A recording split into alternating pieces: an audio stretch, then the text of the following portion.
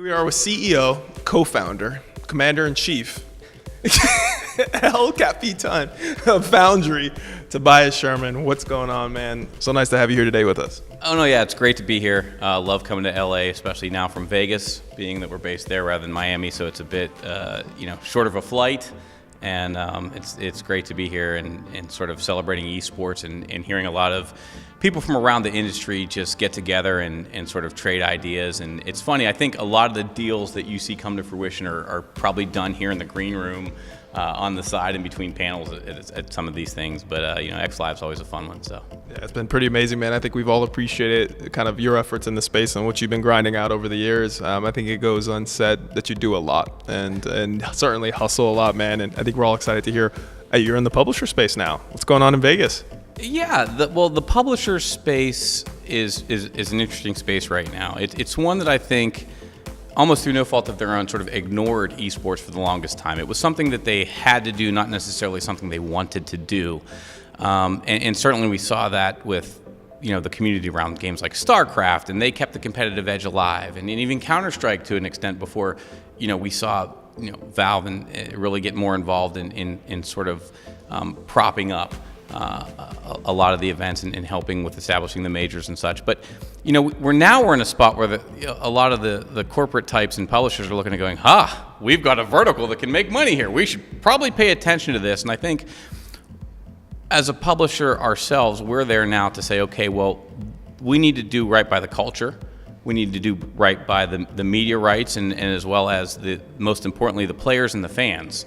And I think a lot of times those last two, the players and the fans, are going to start to get overlooked a little bit, and we need to make sure that doesn't happen. We also need to make sure that the history of esports is preserved and not sort of whitewashed into this whole new media spin, because I think that we could potentially be witnessing a bubble otherwise.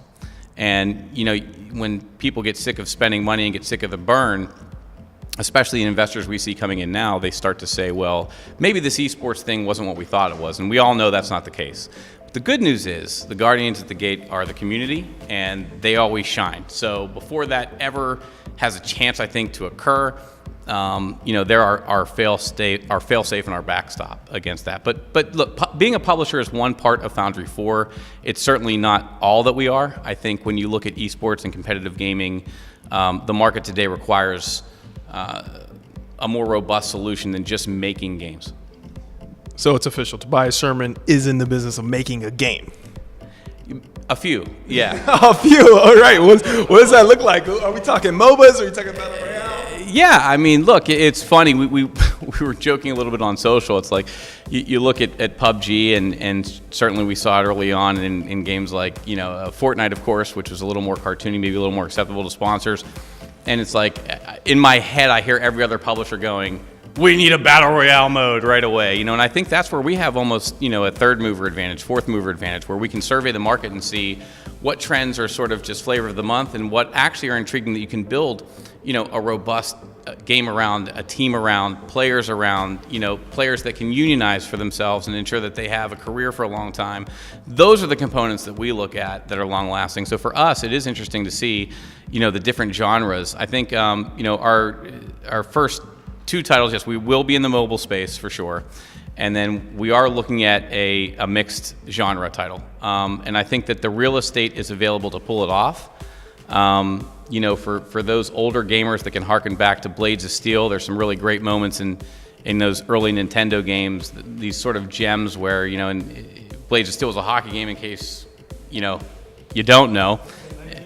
Yeah, and right, correspondence chess. We were playing back in my day with the old heads, but there's a great moment where, when you would clash enough, a fight would break out, and then it would just zoom into that fight. And we look at things like that as inspiration, and how can we apply those one-on-one moments we really don't see in esports, or maybe not featured as well as they could be. And so we really look at everything from the vernacular, inserting a little more common sports vernacular into the games, things of that nature to make it easier for new fans to come in. We really look at it from all different areas and challenge people that don't know esports to come in and say, hey, what would make this more palatable for you? What would make this easier for you to understand? But I think that we should look at us more like a Netflix, right? We have our original content and the games that we're creating, but we're also looking to work with other publishers and having some great discussions around potentially standing up their leagues and their franchise systems, but not from scratch, literally a turnkey operation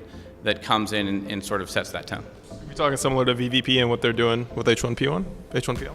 No, I think it's a little different than that. I think that's great, don't get me wrong, and I think that those are the types of innovations we're seeing, but I would not want to take anything from that is theirs. In other words, a quick story, NBA All-Star Game, I think 3 years ago in Toronto, I was there with Rick Fox, obviously, and you know, Rick said he was selling me on the whole H1Z1 thing, and at first I thought, the whole battle royale thing, really? Like, you know, that old school esports in me was like a little reluctant at first. I thought, shame on me. He's passionate. Let's hear him out. And he had the whole thing mapped out then, right? He was a believer. He knew. He said we could have, you know, fans and stands that are, and he rattled off, and I'm not going to say him because who knows, they may be implementing those things, but, you know, he had the whole plan then. So I would not, you know, dream to take any type of, I'm not trying to take what they're doing and just sort of copy that in that regard. This is a little different, I think, but similar in the sense of publishers working with another party to, you know, bring everything together that makes sense. I don't think every publisher needs to go out and do their own row or even has, you know, sort of the bandwidth nor the desire maybe to want to go out and do their own entire franchising run. It's quite exhaustive. And it takes a lot of effort, and sort of the stars need to align just right to get it off the ground. So what does that cycle look like for you? What's the roadmap? Are we talking 12 months out, 2 years out, 3 years out? You know, when are we gonna hear more from Tobias? Oh man, I love your question. So I think you're gonna see over the next 6 to 12 months a big ramp up. You're gonna see a lot of announcements. You know, we have Simon at Bitball. The guy's just a genius in the space. He's sort of, you know, a lot of people don't know his name, but if you've seen a stream in Hearthstone, you know, you can rest assured his format was up there in how you've seen it. And, you know, he was one of the first people to actually get competitive Hearthstone on Twitch in a way that was digestible. Sort of, we could say like invented the whole cams, if you will. And just, you know, he's been an innovator. I get a lot of credit for innovation in the space, but it's only because of Simon and his ability to really dream these things up. And so, you know, I think next 6 to 12 months, you'll see a few different products coming out that aren't necessarily on the consumer end for purchase, but more on the B2B end, just making sense of the space and ensuring that there's value. We like to say, you know, Foundry IV, we're forging value, whether people like it or not. Because it, you know, at some point, you have to make money. That's the bottom line. You know, you're outlaying so much, there's these cash burns, and we have to find a pathway to that. And I think there are a lot of obvious pathways that publishers may not be motivated to take because they're already making so much money. So, which is okay, that's great. And maybe they'll be second to this model and think of a better way to do it, or so we hope. In terms of the big game, we'll call it, I think, you know, it's funny because no matter what Simon tells me on a timeline, I shorten it. So if it was up to me, obviously it'd be, you know, next month. But in reality, you know, we're looking at an alpha to beta stage about 2 years out. But there'll be a lot of fun along the way. I think a lot of ability for community to participate. A lot of the way that we took a lot of lessons from like Star Citizen and the way they did it, right? Where it's like, hey, the game's done when it's done, but please be a part of it and give feedback. But again, I think there's going to be some interesting B2B products along the way to sort of help ensure that there's value. Because I think at first a lot of sports teams came in, and it was my fault for really getting those dominoes started. I didn't think they would fall as fast as they did. I mean, we had Scott O'Neill, certainly Liquid was doing their thing with, you know, Golden State and Peter Guber, and then before you know it, it was just, you know, all the dominoes started falling. But I think everyone was kind of placing bets, and, you know, now it's time to sort of check where those, what paid out, what didn't, and how do we do it better. All right, man. So you're a South Florida guy. I think you're a Beamer guy, too. Yeah, totally Beamer guy. And what got you out to Vegas, man, and not LA? I mean, what got you to skip over? Is it a capital thing, some partners you brought in, or what? Well, so we couldn't ask for a better partner than MGM. I mean, obviously, I think they are the leaders in entertainment. When you go to Vegas, all of their properties are the best. You've got, in my opinion anyway, you've got Bellagio, Aria, MGM itself, Luxor now with the Esports. You got, you know, they just have such a robust offering for everybody. and this isn't a commercial for them, it really is the way I feel. I've always been sort of enamored with Vegas. And, for us to have them as our lead investor and primary partner, it was very important because they bring components that nobody else can bring. As a publisher, now we have access to not just the gaming side of it, but also we can scale. I mean, they've got so many different venues that you can utilize and that other publishers can utilize. So, from that standpoint, it was great. Now, good question on the South Florida. Coming from South Florida, I'm either flying to New York or LA all the time. If I say, hey, you want to do a meeting? Sure. You want to come to Vegas? We'll take care, put you up at the MGM, and twist my arm a little more. So it's a lot easier to stay put and get meetings into Vegas, right? It's a 40-minute flight from LA. So I told you I'd be candid with you, right? So I can't complain. I think Vegas is wonderful. It's a wonderful city. Again, MGM being the leaders in entertainment, they're going to be the leaders in esports as well, and stuff they do with us and stuff they do on their own, and with partners that participate with them. So that's what got me there. I think they made a lot of moves. You mentioned one of their properties, Aria. I know what ESP Gaming and Jeff's doing over there with them, building out their studio space. Luxor, we know what's going on with ESA. They're making a lot of big moves. Do you fit into a greater arching esport, ecosystem plan for MGM? What do you think there? So right now, we also provide them consultancy services. So we started off on a consultancy basis, sort of walking them through what we look to do and where we think the space is going. And so we'll survey opportunities as they come. But what's great about MGM is their thirst to learn, and they are truly passionate and committed to understanding the space. So, I mean, you've got guys over there, Neil and Sid and Lavelle and all of the senior leadership that's behind this, and Rick Arpin, who's really just been blazing the trail. So when you start to mention those things, it's no surprise because they put a commitment to the time to learn it. And so I think, it's collectively getting all of our heads together and just saying, okay, well, what will make sense in this city, what wouldn't? And also, I think more importantly, where can we experiment and push the envelope a little bit? And, where can we go ahead and do some things that nobody's seen before? And those are going to take a little bit more time, certainly. But, I think that MGM is poised and positioned to pull all those things off. I mean, they've already got the VR experience at Level Up Bar. They're, like you were mentioning, a lot of the other different things that they have. But, whether it's a convention, a publisher that wants to do a finals there, or their own, new initiatives, they look at all of it.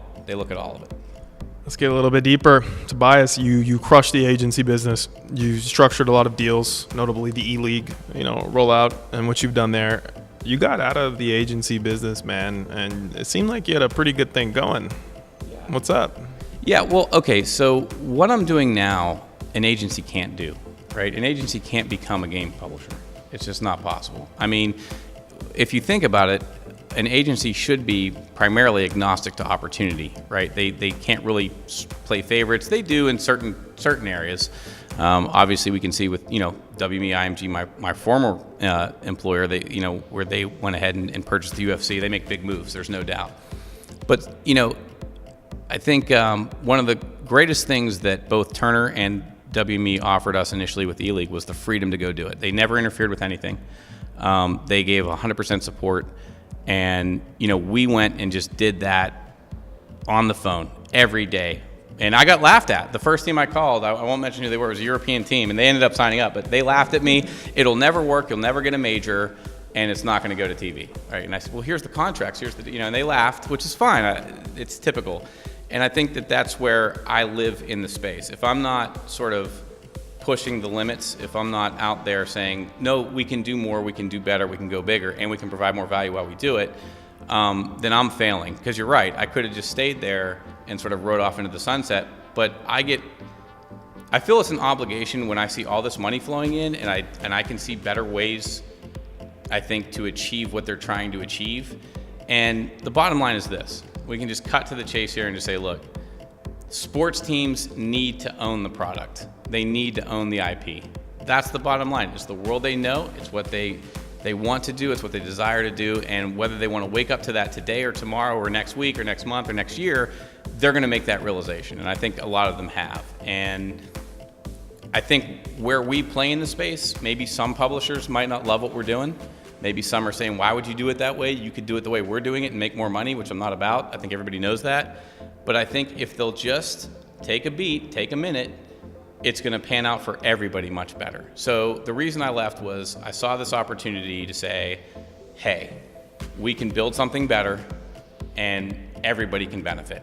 They might not believe it at first, but they didn't think so when I was going to do the agency either, right? And MLG wasn't exactly pleased when I announced an agency years and years and years ago when they were really the only player in North America, and then Sundance ended up officiating my wedding. So that's usually how things go. I think if everyone has a little bit of patience, there's no need to try to be an empire builder here.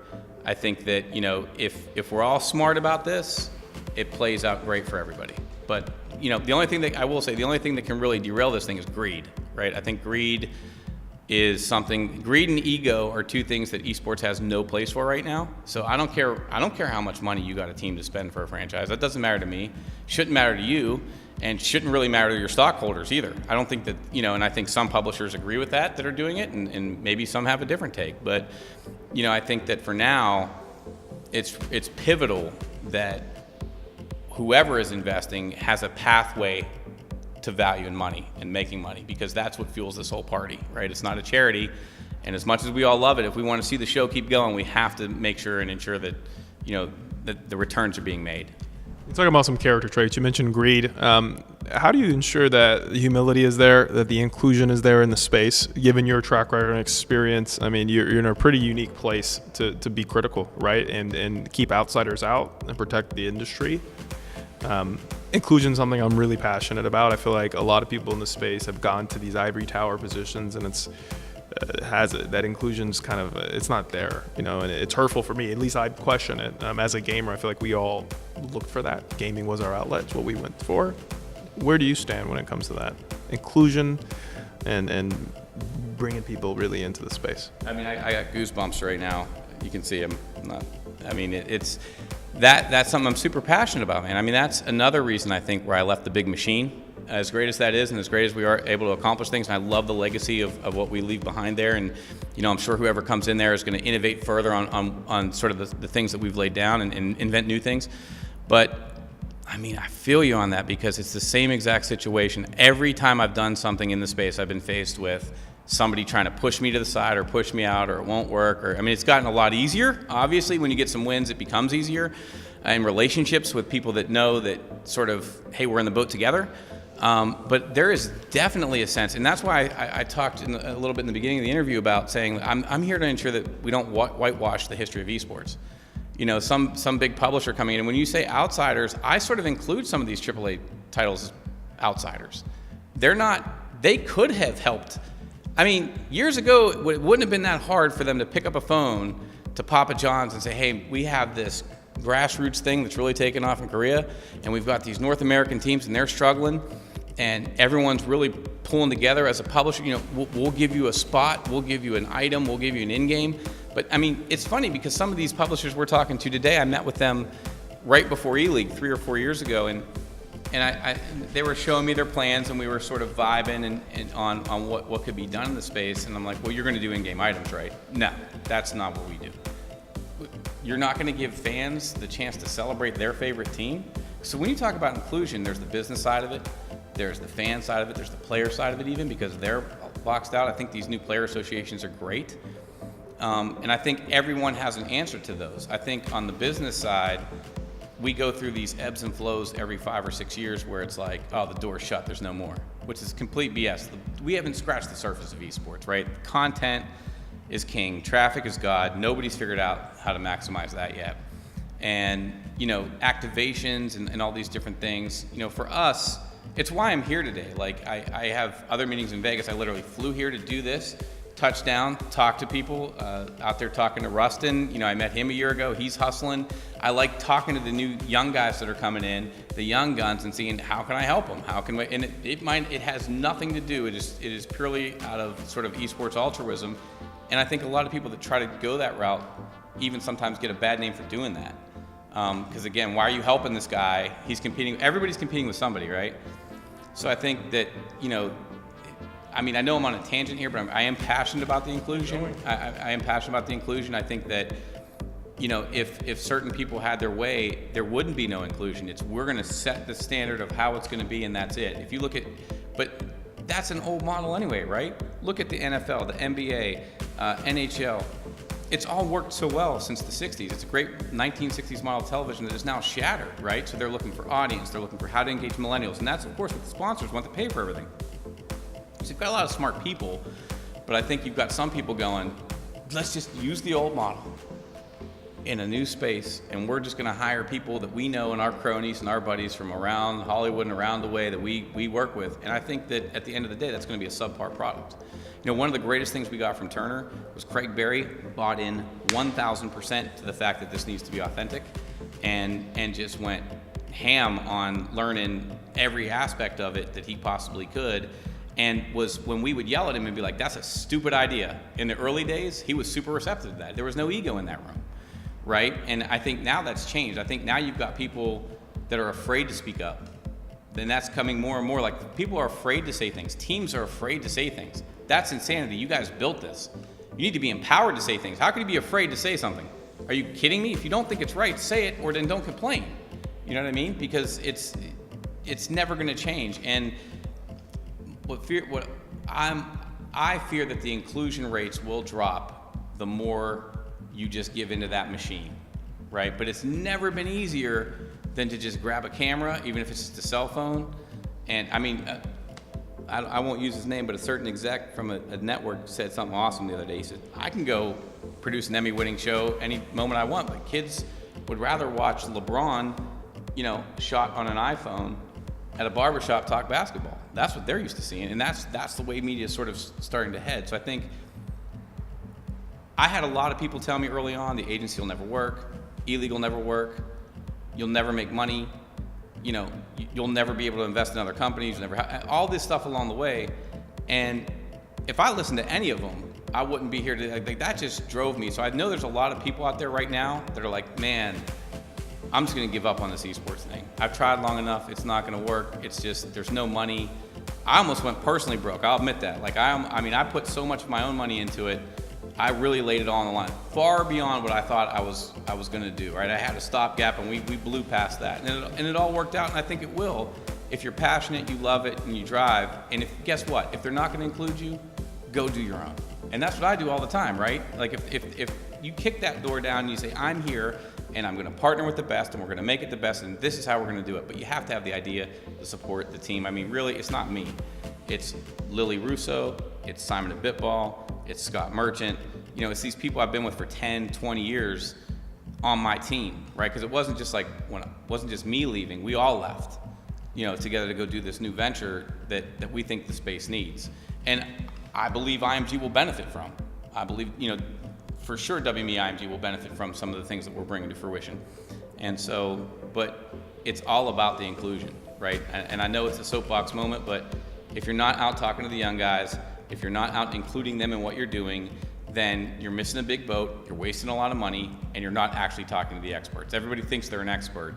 And, you know, I get paid a lot of money to consult, and I'll be the first one to tell you, we figure out stuff every single day that we didn't see coming, that we didn't know about, and we make mistakes all the time, right? I think our primary difference is we learn from them and say, hey, this feels a little bit similar, but we wouldn't have that unless our ears always to the grindstone, and we're always out, you know, talking to the youth, talking to the who's up and coming. And God dang, it's so special. If you lose, that's what's great about esports. If you lose this community, you lose everything. Yeah, look, man, I can appreciate that. I think you're talking about leadership at its core, its finest on a top level. How can you do more as a leader? I think you're in the unique position to establish some type of organization or something as a leader, supporting mentorship, essentially, for young leaders in esports. Young leaders in esports, we could come up with some acronym for that or something, like an organization that you can bring people in, and guys like Sundance and Hector, you, Fizz, you know, you got everybody, Rishi, like these guys. Those are all my guys, like everybody you just mentioned. Yeah, all amazing people, by the way, in their own right, and all could go do whatever they wanted to do. And I think that, I mean, Rishi helped me on a personal level twice, and as did Fizz.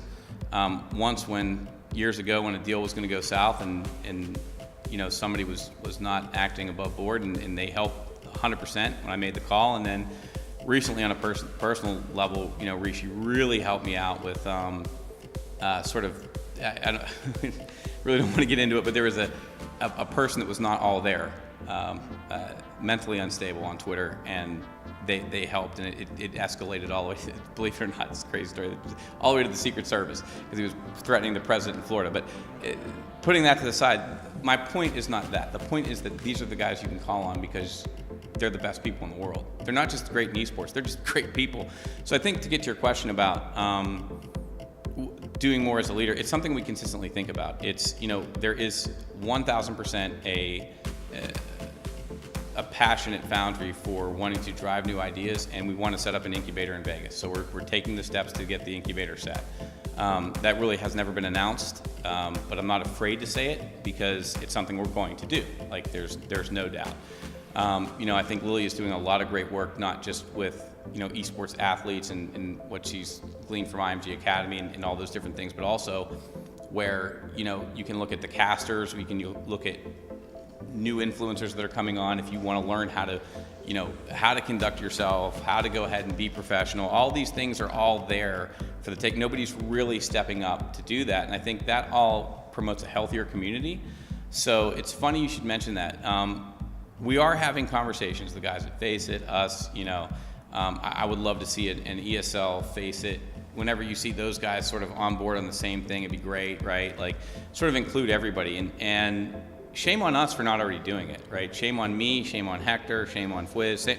Not so much Rishi, because, that guy's just he works too hard as it is. But the rest of us should have already sort of figured this out, right? Because you make a good point. There isn't enough of that. And it goes back to your inclusion question. So you're so right. And even the incubator doesn't really put, that gives you some space and some shared ideas, and you get to be around people you might not normally, but I think what you're talking about could be even bigger, and it is our obligation to figure out what that is. And I would challenge Twitch, and I would challenge YouTube, and sort of the incumbent media powers that be, Turner, to say, hey, why don't we, let's go establish this, and you can bet that there'll be emails flying tonight, thanks to you, off the back of this interview, where it's rekindling a lot of the discussions we've had around around the mentoring, around how to go ahead and help lend a hand to people that need it, because we've all been there in esports. We've all been down to our last dollar,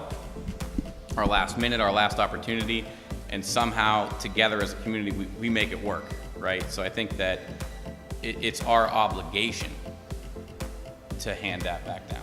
It really is. Yeah, man, I think that's amazing what you're saying, and I feel the authenticity and the realness behind your words, and I appreciate it so much. It means a lot to me personally, an entrepreneur in the space that's grinding and hustling to try to just build a sustainable business that isn't all rainbows and butterflies that some reports may show you in the space, that it's a very grindy message that even Jason Lake will, he's a big one that speaks to it. 10, 15 years of grit and grind and sacrifice that, we put it all on the line. So I think having those that are in a position and strong enough to stand on their 2 feet and kind of, you're in a position to do it. Some of the 4 horsemen of the industry, per se, lack of better words, but I think it takes a unique individual to do that. And I don't know, I feel like some other people sometimes could be scared to maybe to uplift others. I don't know what it is, but there's definitely an insecurity out there that you have to fight. I'll check myself a lot. Like, if I feel like, I like to be happy for anybody, even if it's a competitor, even if it's something I don't think that should be done, but they get something right, like, I'm happy for that, right? So I wear my emotions on the sleeve. I'm a passionate guy, but I drive business, and at the end of the day, that can't be all. Like, I think which is also what you're alluding to, and it is actually just really good for the overall health. So, Jason is a prime example. Like, this guy, we've worked together a lot. At WME, I would bring him in the early days to talk to sponsors, potential sponsors that want to come in, non-endemics, to explain esports and where it's been in the history, because what better guy? And I think that Jason is very soon going to be put in a position to lead us into the future in a lot of ways, and at the head of the table. And I've tried to get him to that position for a long time. And thank God that they haven't come to fruition, because I think now is definitely the perfect time for it. But talk about a great leader, and it all worked out great for him. And you all see the headlines with Dallas and everything else, and what they're doing in Frisco and the offices, and it's great. But it's easy to forget about the struggles and 15 years of just, again, down to the last, same, we've all been there, right? So I think, it's important to have a guy like Jason sort of forefront, because he reminds everybody, one, he inspires people that are having a hard time in the space to stick it out, and that it's going to work. Like, just put the time in, put the work in, you're going to get there. And then, two, to be able to celebrate with, because look where he's at. And I can't wait to see what comes next for Jason Lake and that organization, because complexity is going to be, right in the thick of it. Because I think for the longest, Jason had not benefited from some of the things that other players did. Like you said, instead of uplifting somebody, he always played it above board, and that doesn't always get you the best roster, the best players, the best influencers, right? Sometimes that puts you in the last position. Nice guys finish last. But he has one thing about Jason is there's a level of professional courtesy with him that he always extends. And I think that more team owners need to extend that professional courtesy to each other, right? Because if you look at everything I've done in the space, from the venture capital deals, television, media rights, E-League, the player representation, in some instances the publisher representation, consulting for the brands, I've never owned a team, right? Notice that nowhere in there did I own a team. And there's sort of two reasons for that. One is, if I own a team, I can't work with any other teams, right? Which would kill me, because that's not my role in the play, that's not my role in the space. And I've had plenty of offers, and I'm like, I'm not your guy. You know what I mean? I might, you'd have to save me from myself. I'll probably help every other team still, right? I'll finish dead last in the league every year. So, but I think that, you've got guys like Jason, that is his role, and that is what they should do, because they're built for that. And he knows that he's an expert in that realm, right? And so where's the next Jason is my question. You know what I mean? Like, we can never have enough good team owners, right? And the sports teams right now, the number one thing that they need, the number one commodity in the space, is expertise. And I think, sports teams they know that they need to be married to this right now. And I'm having a hard time, right? I have multiple teams, they call me all the time. I feel like I'm one of those job search engines, right? They're like, who can we hire? Who can we hire? Who can we hire? I mean, my former assistant, Brett, and I shouldn't even say assistant. I mean, I say assistant because I'm so proud of how far he came. He wasn't assistant for very long. Within a year, he became president of NRG, right? And I think he's doing a great job with that org. Through Andy Miller, who called me, and I said, God, I hate to give you, this guy's my horse here. I need him. But to your point, the inclusion, it's a great opportunity for him. It's going to hurt me. It's not going to benefit me, but it's going to benefit him. And I think that we need more of that person, right? So wherever that person is, they need to step up and be heard and be known to say, hey, if you're a sports team that's looking for expertise, I'm your guy.